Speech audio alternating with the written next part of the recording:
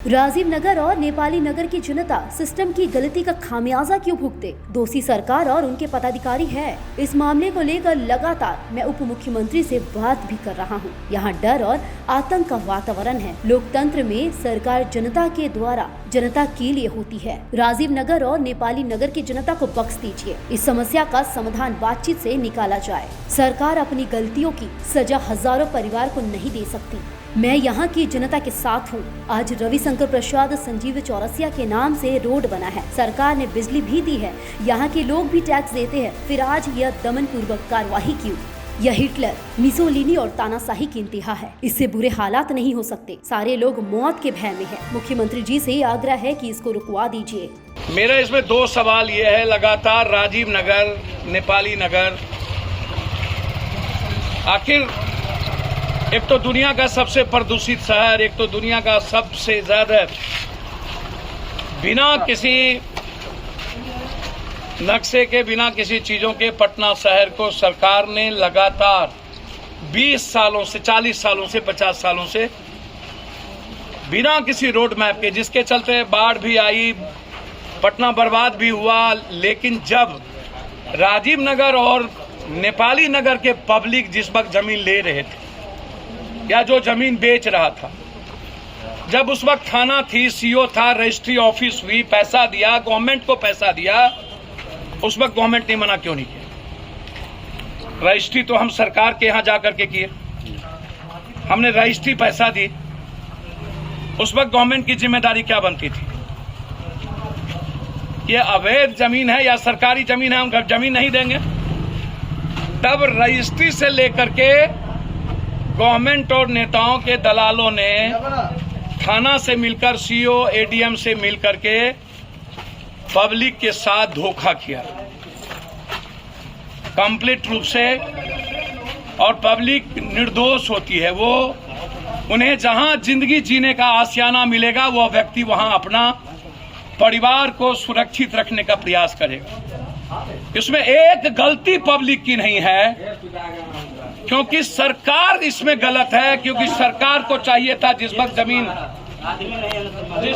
दे रहा था, उस वक्त सरकार इसे जमीन नहीं देती।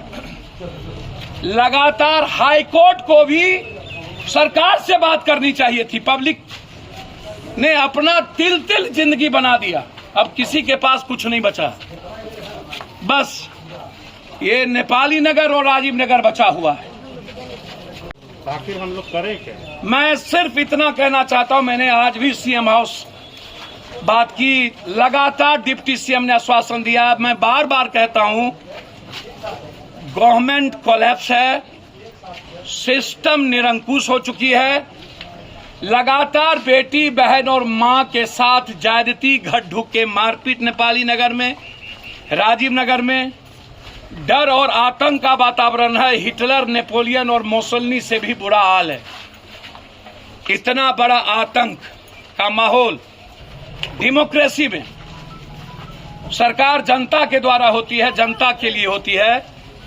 सरकार प्रतिबद्ध है आम आदमी के लिए। सरकार को इतने बड़े शहर में, इतनी बड़ी परिवार के लिए कोई रास्ता निकालने की जरूरत थी।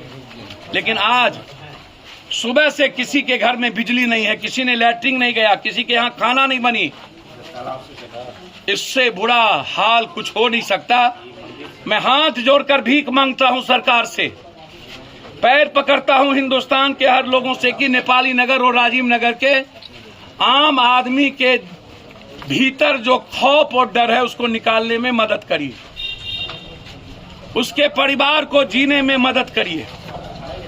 मैंने अभी डीएम से मैं बातचीत की। डीएम हमसे सीधा कहा कि सर, आप रहिएगा तो वायलेंस हो जाएगा।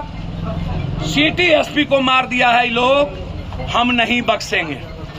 और फिर महिलाओं के साथ धूप के बर्ताव गलत कर रहा था, तो मैंने रोका। मुझे लगता है कि मुझे जान न देना पड़ जाए। हालात अच्छे नहीं हैं। हम पटना प्रशासन से और नीतीश जी से आग्रह करेंगे, और तमाम विधायक और एमएलए, जब रविशंकर से लेकर संजीव चौरसिया से लेकर सबका रोड यहां बना हुआ है, सरकार का फंड लगा हुआ है, बिजली दी गई, नाला बनाने का प्रयास हुआ, सारे पैसे लोगों ने जनता को टैक्स दिया, और उसके बाद लगातार आतंकी हमला से भी बड़ा माफी नहीं हो सकती। यदि सरकार ने इस तरह के रवैये, तारकिशोर जी हों या कोई, शायद इससे बड़ा नाइंसाफी दुनिया में नहीं हो सकती। हम बाढ़ में भी आए थे, नेपाली नगर, राजीव नगर, तब भी हमने कहा था हालात अच्छे नहीं हैं, और लोगों ने अपने प्रयास से जिंदगी बचाई। और फिर आज मौत का मंजर है, सारी बच्चियां और बच्चे, मासूम बच्चे और मां आतंक के माहौल में है, मरने की तैयारी में बुजुर्ग हैं। शायद क्या होगा कहना मुश्किल। एक कैजुअलिटी हो चुका है, कई लोग जल चुके हैं, पेट्रोल छीट के जलाने का प्रयास किया गया। मैं हाथ जोड़ के, यदि नीतीश कुमार जी आप मेरी बात सुन रहे हैं, प्लीज आज इसको रुकवा दीजिए।